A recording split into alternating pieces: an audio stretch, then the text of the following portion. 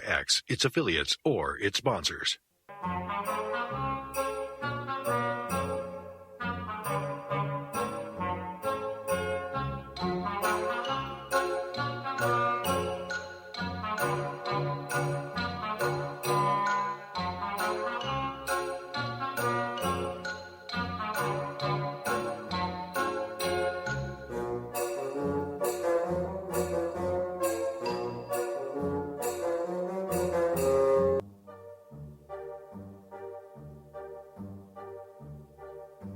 Merry meet everyone, and welcome to Stirring the Cauldron's Master Class. I see the professor is walking up to the podium. So, take a seat, get comfortable. The class is ready to begin.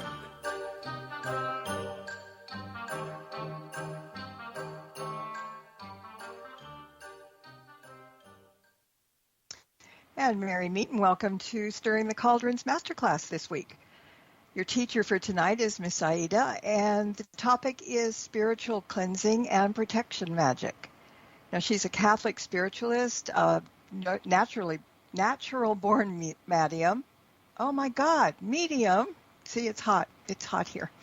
And a Hoodoo practitioner with deep roots in the Afro-Cuban traditions, who specializes in cursing, breaking up spells, spiritual eradications, establishing magical protection, and helping animals. Now, if you have any questions or comments for Aida, send them to me in the private chat, or you can put them in the chat room. And if you're listening live and you're not in chat, please join us at paraxradionetwork.com. Welcome, Aida. Hi. Thank you for having me. Well, we're happy that you are here, and I'm going to let you go because an hour goes pretty quick. So I'm going to shut up, and the podium is all yours. Okie dokie. Thank you. So thank you for joining me, everybody. The class I'm going to give today comes from my book, Hoodoo Cleansing and Protection Magic. And the reason I wrote this book was because I was sick and tired of people being told that they're cursed by fraudulent metaphysical practitioners who then charge them an arm and a leg to do spiritual cleansing on them. And basically what most of them do, the frauds, they just light a candle, if not anything. And I've seen people being taken for thousands and thousands and thousands of dollars, and it irritated me. So I wrote a book, Hoodoo Cleansing and Protection Magic, so that people can help themselves. The most important thing about learning anything is to know why things happen and why you're doing the cleansing. Why do all these things happen, right? Because if you're going to do something, if you're going to do an action, perform an action, you have to know why you're doing it. You have to know, in the case of spiritual cleansing, you have to know what you're attacking and why you're attacking it, okay? So when I say attacking, I'm talking about negative energies, negative entities, and things like that. Now, the first thing that everybody ought to know is that we all have an aura. And if you've seen religious depictions of Jesus, of the Virgin Mary, of saints, of Buddha, Vishnu, all the Indian entities, deities, they all have this great big halo surrounding them. That is an aura. And we all have an aura. When our aura is shiny and bright, it acts as a protective shield. When the aura becomes suppressed, then we're vulnerable to negative entities and negative energies. So it's important to keep that aura bright and shiny. Now, I'm going to start out with the most mundane things that can happen. And hopefully, if I have enough time, I can move all the way up to the most devastating things that can happen. And I always give the example of my driving skills. I am the world's worst driver. I drive very, very slow. I drive so slow that 80-year-old men pass me up and give me the finger, right? And what happens a lot of times, and I'm sure it's happened to many people, is somebody beats the horn at me or gives me a finger or rolls the window down and starts calling me names.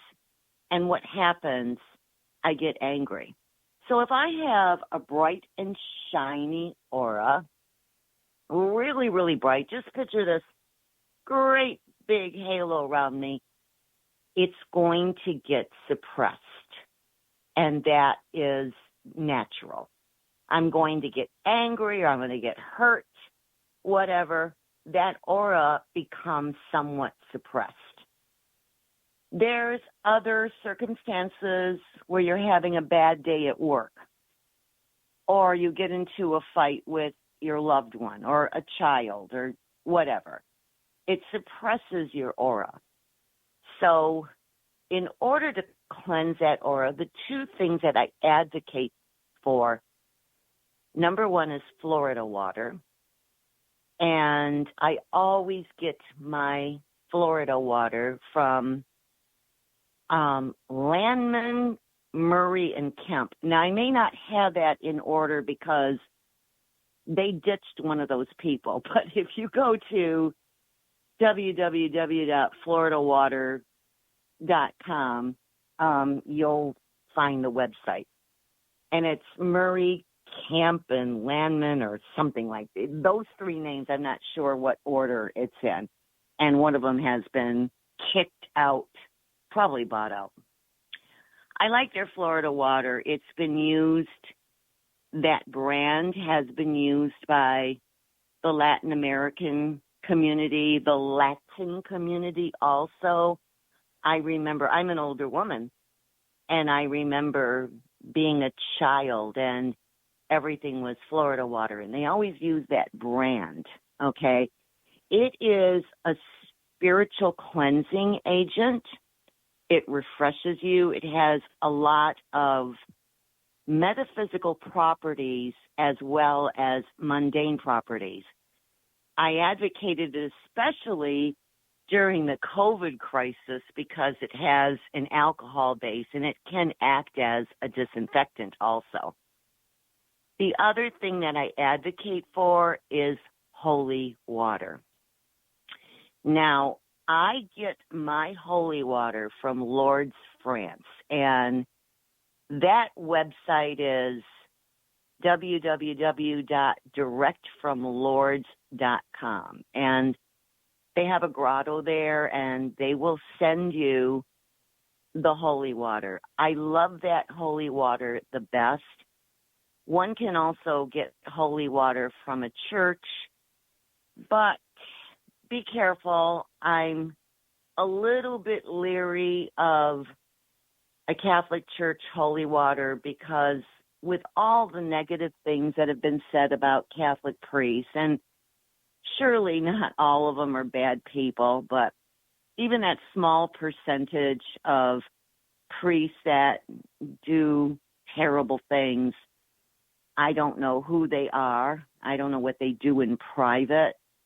So I'm kind of distrusting of holy water from a Catholic church unless I know the priest personally. The wonderful thing about the grotto from Direct from Lourdes is that the Virgin Mary has appeared there. I have used this holy water for years. It has cured people of illnesses. I don't know if everybody knows this, but a lot of times when people are dying, they will fly to Lourdes, France, just to swim in that water. And my cousin's son, this was a long, long time ago, he contracted AIDS. And they tried everything. This is when the epidemic first came out and there was no cure for AIDS and people were dropping dead left and right. And his prognosis was very, very poor. I mean, he was approaching the last stages. Young kid, I think he was about 19 or 20. So his mother took him to Lourdes, France, and he interacted with that grotto water. And that was, I don't know, 30, 40 years ago. And he's still alive and doing well. And this is the same person that the doctors all said he only had a few months to live. So that grotto water is what I swear by. But if you trust your priest, then do take the holy water from a Catholic church or an Eastern Orthodox church. Okay? So I'm kind of off topic. Let me get back on. What I do is I put the holy water or the Florida water. Actually, I have both. I put the holy water in a spray bottle, and I put the Florida water in a spray bottle. And if I'm having a bad day and I come home, I immediately spray myself with one or the other. Now, what happens then is your aura is replenished. But let's just say, hypothetically, I don't replenish my aura. So have you ever had a bad day where one thing goes wrong and then another thing goes wrong, and thereafter everything is just going wrong? It's just something about I'm having bad luck. I don't know what's wrong with me. Am I cursed? Okay, what is happening is your aura is suppressing. People can subconsciously see it or sense it. When they're seeing a suppressed aura, which is being suppressed by spiritual dirt, negative energy is nothing more than spiritual dirt. Okay, so just picture dirt, right? So there's dirt on your aura and it's weighing you down. And people can either sense it or they can see it. Subconsciously, we can all see each other's auras because when we consciously attempt to do so, we can do it. We've seen furniture made of organic material. We've seen auras around them, little dim lights around them. We've all seen it. Okay, when we try to see someone's aura, if you put them up against a wall and just dim the lights a little bit, you can see the aura. But nevertheless, I'm off track right now. Nevertheless, others can sense that the aura is suppressed. Others can sense that you have dirt on you. So what happens if I don't cleanse my aura immediately? It's weighed down with the spiritual dirt. So just picture dirt, okay? And people sense it, and they're going to react to me in a negative manner. This is the reason that one bad thing after another happens. And the more that you take on, the more that aura will be suppressed. Now, here's an example of people being able to sense a suppressed aura. A lot of you who are listening know that I'm a registered nurse. I have a master's degree in nursing.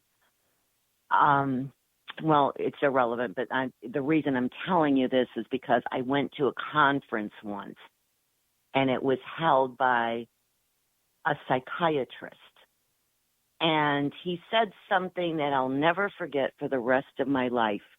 The conference was about women people, I should say, spouses or partners that are abused. And this man told us in this conference that it was a psychological phenomenon that a room could be filled with 100 women. And if one woman, just one, had previous experiences of being abused, that the male abuser can immediately find her. A psychological phenomenon, they call it. Now, these abusers do look at body language. They also look at body language. That's a fact, right? But it's just interesting what they call a phenomenon, unexplainable phenomenon. We in the metaphysical community, we have an answer for that. That abuser can sense that suppressed aura, right? The suppressed aura, the aura that's being weighed down with dirt. All right, so here we have a fact. We can sense other people's auras. So this is why people will act in a negative manner to someone whose aura is suppressed. Another example, and I always share this story, is I am deaf in one ear, and that is because I had hearing damage from the Air Force. When I was in the Air Force, I was on flying status, and I'd have to lift up my headphones to hear my students or to hear my patients, and I always lifted up my left headphone. I kept the right one on. And those planes were cargo airplanes, and they were very, very loud, especially the C-141s. So inevitably, I ended up being about 95% deaf in that ear. And I was at the library, and I was with my tutor, and this was a couple of years back. I was studying to take the GRE because I wanted to go back to college. I was entertaining the idea of possibly getting a PhD, and it had been so long since I last passed the GRE, which was centuries ago, and I had to take it again. So I'm talking at the library with my tutor, and I didn't realize how loud I was talking. As you know, people that are hard of hearing tend to talk louder. So I'm talking loud. I'm talking very loud.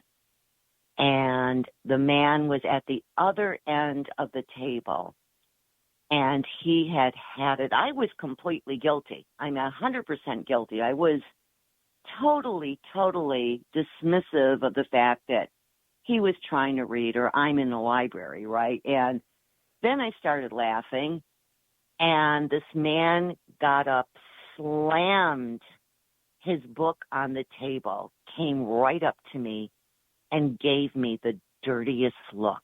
Oh, my God. If looks could kill, I would have been dead. And he didn't say a word. Then he walked away. So my tutor was talking, and I wasn't listening to a word she said. I just felt this energy all over my body. This man gave me the evil eye, is what he did.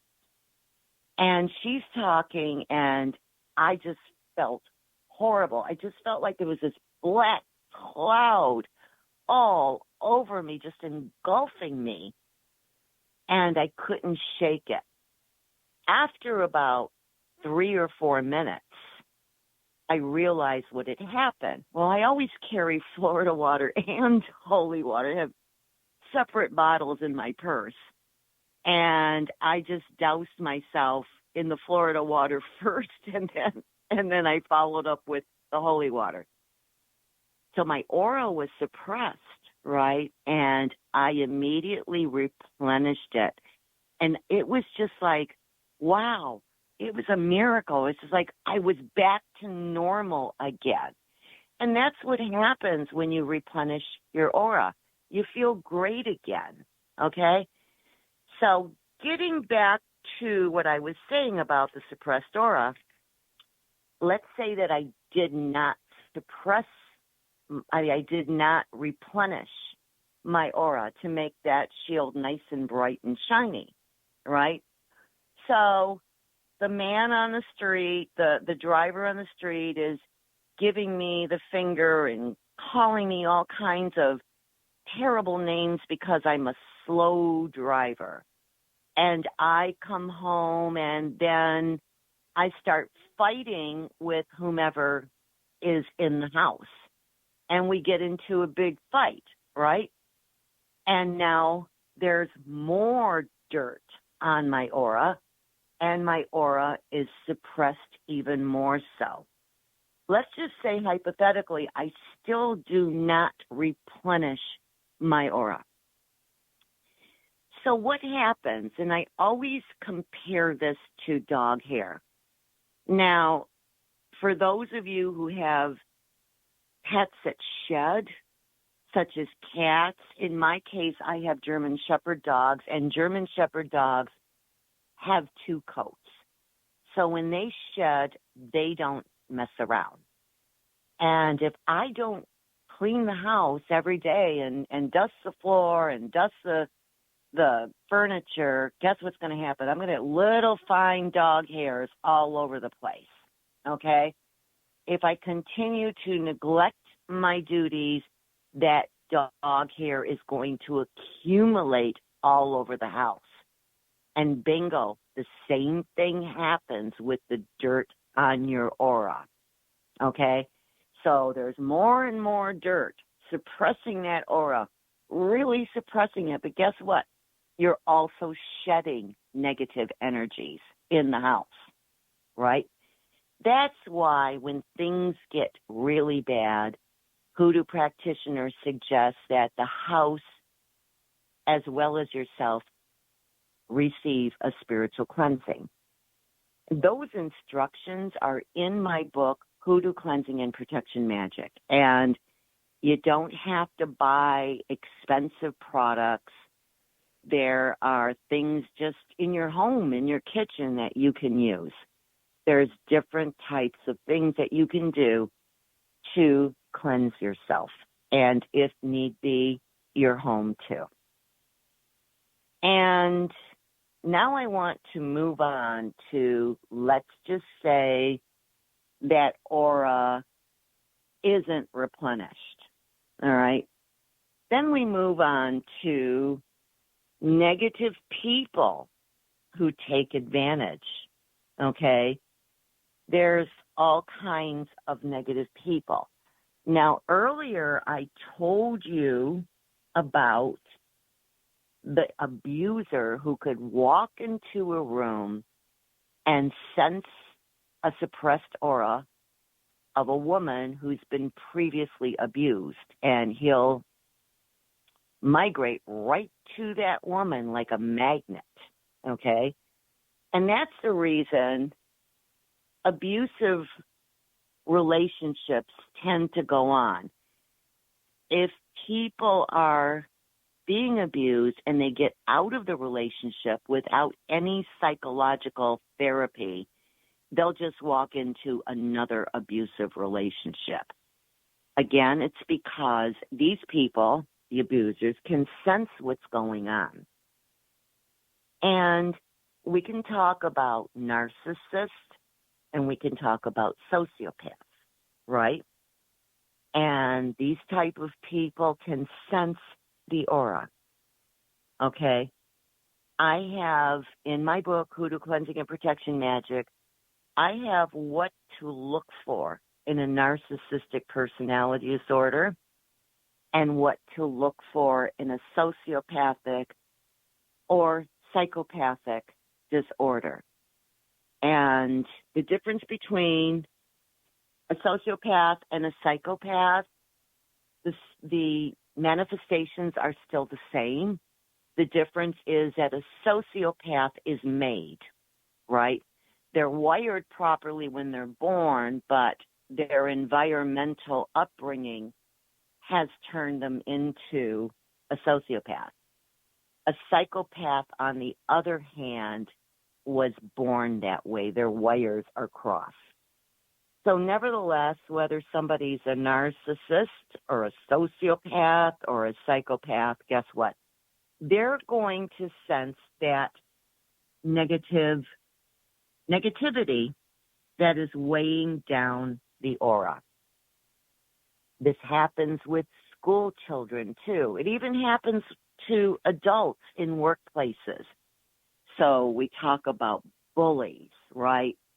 And we talk about people in the workplace who try to take advantage of others. They see the weakness.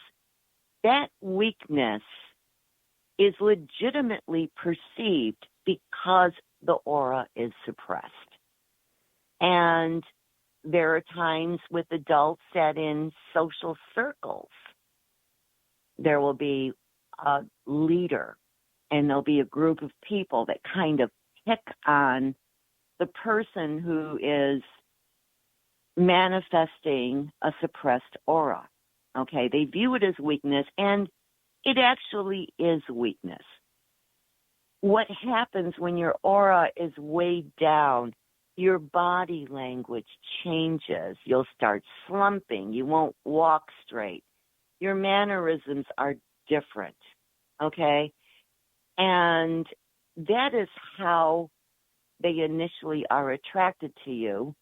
And when they interact with the person, they look for the weaknesses.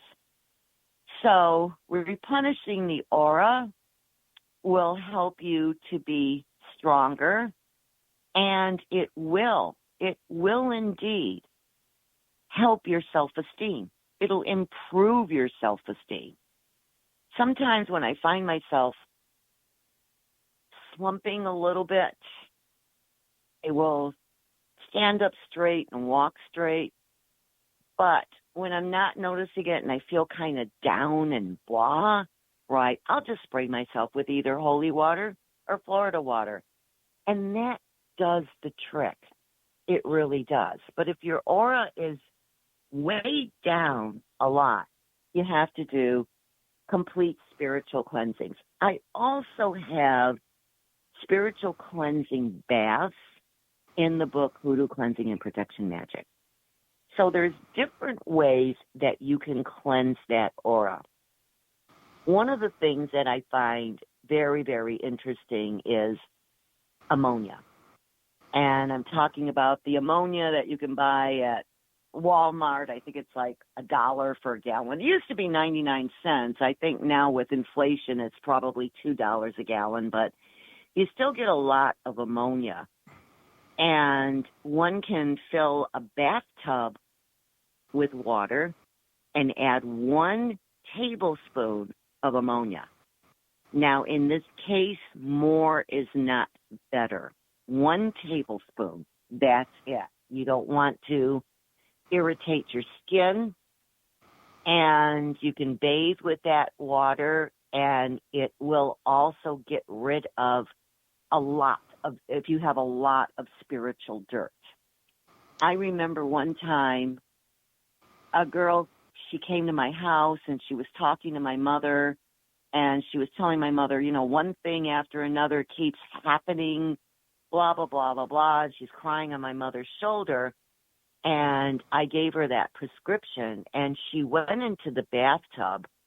And, of course, you have to pray Psalm 37, which is an uncrossing prayer, and that is also in the book. And she was clean. She had taken a shower a couple of hours prior to taking the ammonia bath. And she took the ammonia bath, and it totally freaked her out. She said that when she got out of that bathtub, that the bathtub, the dirty water had dirt in it, and it freaked her out. So sometimes that can happen. Ammonia is very effective. It chases away spirits.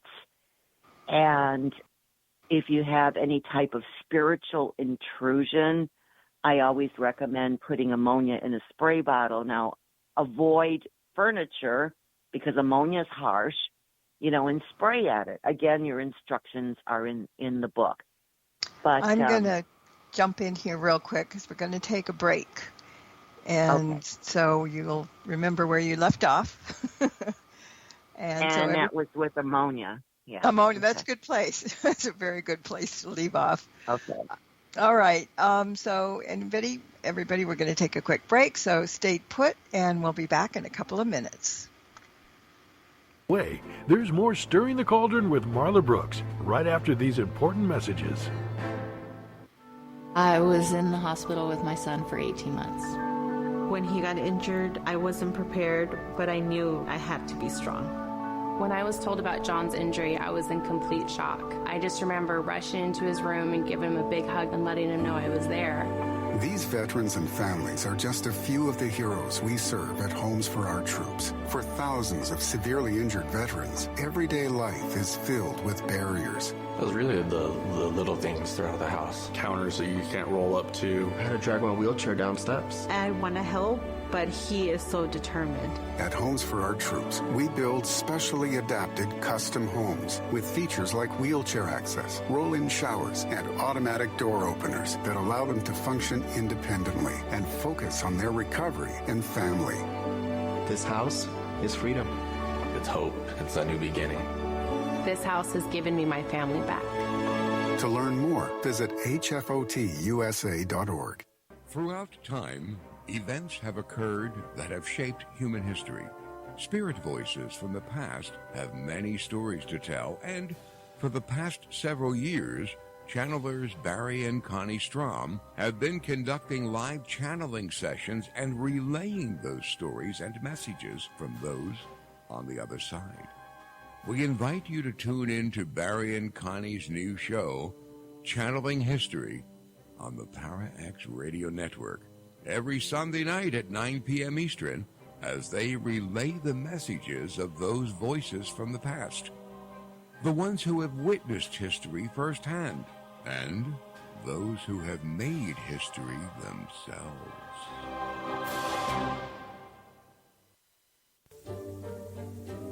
Hey everyone, it's Marla. If you like tonight's episode of Stirring the Cauldron and the archive podcast as well, take a look at the show's YouTube channel and check out the dozens of shows that are there just waiting to be heard. New shows are added each week, and while you're there, why not subscribe? It's free. And if you click on that tiny little bell icon at the top of the page, you'll be notified when new shows are available. Just go to youtube.com and then type in Stirring the Cauldron Para X and the link will appear. Just like magic.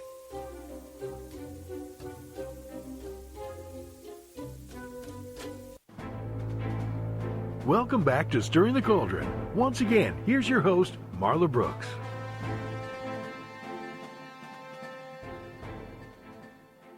And tonight's masterclass teacher is Miss Aida, and the subject is spiritual cleansing and protection magic. And I think we left off with ammonia. Ammonia. Yeah.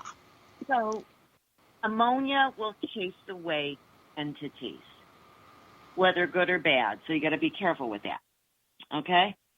So let's getting back to the aura. And I wanted to make something very, very clear that I did not bring up. And your spiritual self, your physical self, and your emotional self are all interconnected, right? So when I talk about the spiritual self, let's just focus on the aura. So if I'm having a bad day, and I had explained this earlier, the old man with the hat on giving me the finger, or the fights or everything, that's my emotional self. And it's going to affect my spiritual self, and it will affect my physical self because I'll start slumping, right? So you can see the physical manifestations in me. So they're all interconnected. When one is harmed, the other two are harmed because it's all interconnected. So let's just say that things get worse and worse and worse, and now your aura is really, really weighed down, and this can cause physiological illnesses. So whether one had a physiological illness first, it'll affect your emotional self and your spiritual self.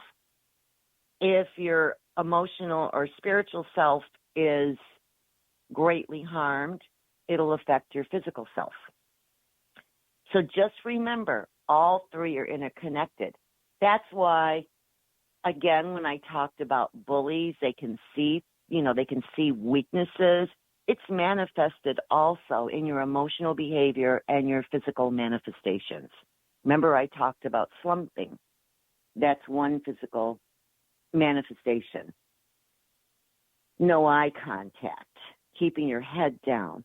So things can get worse and worse and worse, and one can eventually, if they're not cleansed, spiritually cleansed, it can actually manifest into severe emotional /emotional illnesses and physiological illnesses. And if it gets worse and worse and worse, what happens is one will start getting holes and tears in the aura. When that happens, a lot of times it can invite negative entities. Now, I'm not talking about demons here. Let's not jump to demons, but it'll be malicious entities, right? And they'll be lurking around. Now, I have a whole chapter, because I'm a nurse, as I told you earlier, I have a whole chapter in the book, Hoodoo Cleansing and Protection Magic, about illnesses, how it affects the person that's ill, and how it affects the caregiver. A lot of us, we take care of our elderly parents. I remember I had to take care of my mother when she was ill. I didn't put her in a nursing home, right? And that goes against my culture. And, it just was very, very hard on me. Even though she wasn't belligerent or demanding or mean, it was still very hard on me. And there's a whole chapter on this, how to protect the caregiver and how to make people who are ill and why they are so angry and belligerent in many, many cases, and how to alleviate that problem also. So there's a whole chapter on illnesses, how it affects the patient, and how it affects the caregiver, and how to counteract that. Now I want to talk about curses. I can't tell you how many times I've heard over and over and over and over from clients, I've been cursed. And they panic. And this is where metaphysical frauds, that's their meal ticket, right? And let's start with a metaphysical practitioner, and this is a very common phenomenon. I call it a phenomenon when there's fraudulent metaphysical practitioners. I hear people telling me, that they're on social media and out of nowhere somebody sends them a private message and says something mundane.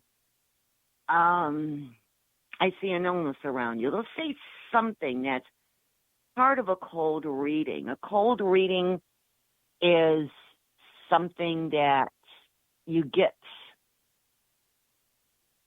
things that happen to everybody in everyday life. So a cold reading would be something like, okay, I see somebody moving around you. I see a birth around you. I see a death around you. Well, you know what? This happens to all of us, but these are some of the examples of a cold reading maneuver.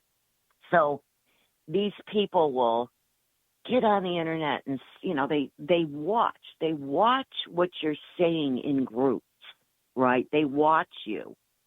And then they figure out what to say to you. And then they say, you've been cursed, right? And I can help you. And it's become one of the major scams are curses, telling people they're being cursed. Another scam is going to a metaphysical practitioner and a fraudulent metaphysical practitioner and asking for some sort of spell work. The spell work doesn't work, but the fraudulent metaphysical practitioner will either insinuate that they'll curse you or they'll flat out tell you that they'll curse you. Now, I want to make something very, very clear. I am the queen of cursing and crossing, and I have never mentioned curses. A lion never has to tell you that it's a lion. Always remember that. But in a lot of cases, these people will continue to pay the fraudulent metaphysical practitioner because they're afraid that that person will curse them. And in some circumstances, it's ongoing payment. Once a month, 4 years, forever. Okay? If their spell work never worked, guess what? Neither will their curses. But let's just say, hypothetically, you really do have a curse on you. Let's just say you got into a fight with somebody who's a seasoned practitioner and they do curse you. Do not panic. Do not panic.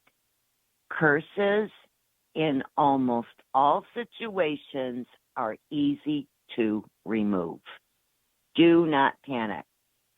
I do not advocate for witch wars where you return to sender spells and all that other stuff. I tell you how to get rid of the curse and how to put up protection so that it doesn't happen again. Do not get involved in witch wars. One example that I cite in this book, let's just say hypothetically a client comes to me and wants somebody's cursed. If the curse is justified, and I do this through readings, I will curse the person. But it's always an eye for an eye and a tooth for a tooth. Let's just say that person then reverses something back to me. I'm a seasoned practitioner, and I can ward off a curse in a heartbeat. But guess what happens? I am now a paid practitioner who does not have a personal investment. If you start screwing with me, then it becomes personal. That's one thing. One problem with return to sender. Okay? Another problem is, do you want to engage in witch wars? It's better just to get rid of it, protect yourself, and move on. Let's just say, hypothetically, that the metaphysical practitioner is being paid to curse Sally Jones, right? And you remove the curse and you protect yourself. The person who paid the metaphysical practitioner is not going to continue paying the metaphysical practitioner, right? So don't worry about it. Curses have existed since documented time, ancient times. If curses were so bad, everybody would be dead, right? So what do I say? If you've been cursed, if you are cursed, hey, guess what? You're an elite member of an ancient club, and it's easy to get rid of. One of the things that I suggest to get rid of the curse is to drink nettle tea, to do spiritual cleansings, to put up protection, and there are a lot of protective jewelry that one can wear, protection oils, blessing oils, holy oils, symbols. There's a lot of things that you can do to protect yourself, but please do not panic. Another way that you can get cursed is by cursing yourself. So let's say Sally Jones got into a fight with me. All right, so we get into a really, really big fight, and now she thinks about it, and she's like, oh, my God, I got into a fight with Miss Aida, and she's a witch, and she can curse me. Even though I did nothing to curse her, she can curse herself. The more that she worries, right, that aura is going to get suppressed, and then you're going to get more metaphysical dirt, right, negativity, weighing down the aura, weighing down the aura, weighing down the aura, until she gets holes and tears into that aura. And guess what? I did nothing. I did absolutely nothing. She did it to herself. And that's what happens also when people are threatened by fraudulent metaphysical practitioners, right? That fraudulent metaphysical practitioner, remember, that spell that the person was paid for in the beginning didn't work. And now they're going to curse you. You know that's not going to work. But the person is so fearful that they're going to curse themselves. So keep that in mind. Curses are easy to get rid of. One of the questions that I'm asked is, what if it's a generational curse? So a generational curse is, let's say it's the Kennedy family. So we know that President Kennedy was killed. We know that Robert Kennedy was killed. We know that President Kennedy's older brother was killed. He was the one that was slated to be the first president, not John, in the family. He was killed, and so on and so forth. A lot of you are familiar with the Kennedy history. There's a generational curse going on there, right? And I highly suspect that the father who had his hands in everything, his name was Joe, I suspect that he double-crossed a lot of people. And he was a bootlegger. He had his hands in everything. And I suspect that's what happened, was that someone cursed all the firstborn men or all the men in the family, whatever. That's a generational curse.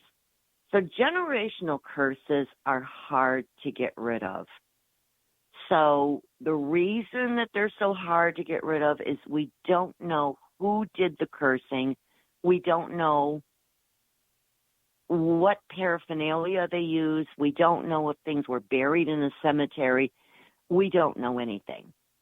But it's not something to become a slave to. Generational curses, and I always compare this to hereditary illness, right? So if I have a hereditary illness, I know, and the doctors know, what I can do to keep myself healthy, right? And the same thing applies to generational curses. You can't get rid of it. It's hard to get rid of. But you can maintain your aura. You can do spiritual cleansing. You can do protective magic, right? Or even donning protective jewelry or oils or whatever to keep that aura bright and healthy.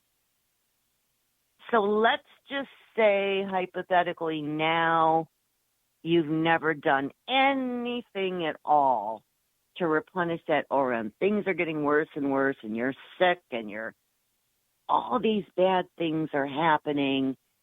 And what's the worst possible scenario? That not only are you attracting malicious entities, but if things go really, really, really bad, right, you can start attracting demonic entities. And there are millions of demonic entities, millions. People are under the impression that it's just Satan or just a few. There's millions of them.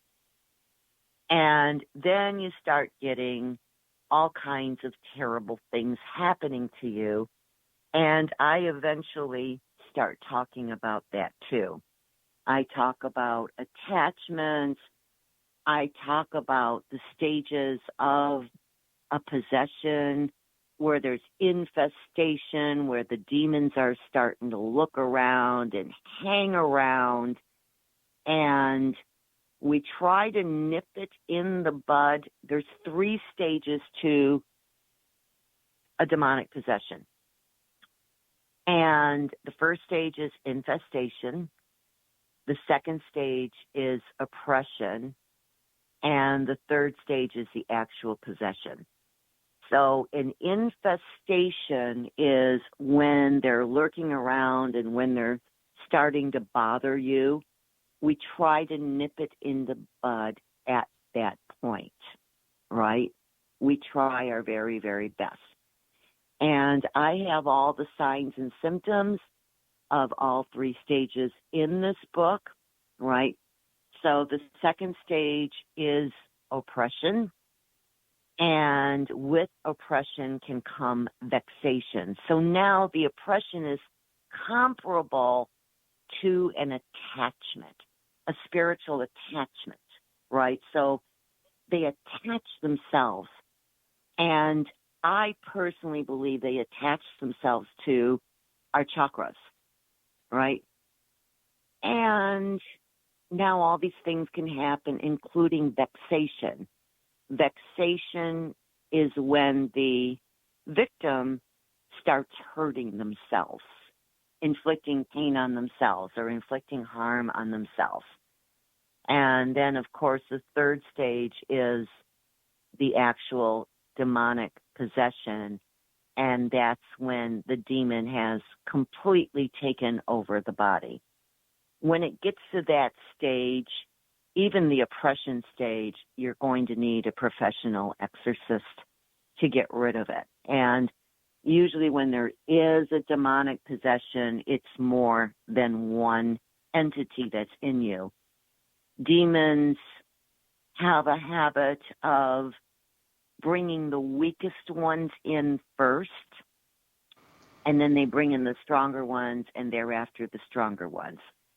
And so when an exorcism is performed, they leave in the same way that they came in, and that would be the weakest ones leave first, then the second weakest leave, and so on and so forth. But usually when there's a demonic possession, it's usually more than one. And that's what we have. We have a 13-day eradication ritual in the book, and in Hoodoo, 13 is a number. So there is eradication ritual where you can get rid of negative entities, negative energies, cleanse yourself, protect yourself. Again, it won't help with the demonic possession. You'll have to call in a professional. But for everything else, and demonic possessions are rare. They are very rare. So don't automatically assume it's a demonic possession. Again, all the signs and symptoms are in the book, and most often, in the worst case scenario, they are just malicious entities and not even of a demonic nature. Okay. So the erratic. Sorry, we're going to have to wrap up, and that's okay. a really interesting place to leave off. but they are in the book, so there's more than that. And so, give everybody your where to find the books, where you can be found, the website, all that good stuff. Okay. So you can join me on my Facebook page. If you like my page or follow my page, it's Miss Aida Psychic. MISSAIDA PSYCHIC. So that's Facebook/Miss Aida Psychic. I have a website, missaida.com, MISSAIDA.com. You can find my books on Amazon and just Google Miss Aida Hoodoo. And that's what I got for you. You're all over the place. I'm all over. I'm in your face. Well, that's not a bad thing. So I think, down the line, we'll get you back in and you can talk some more about something different or the same thing and more in depth. But thank you for taking the time to do this class tonight. Okay, boy, that hour went by fast. Okay. See, I told you.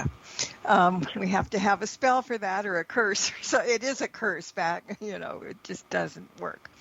All right. So thank you very much. And also thank you to all the listeners as well. And until next time, everybody, blessed be and merry meet again. Good night.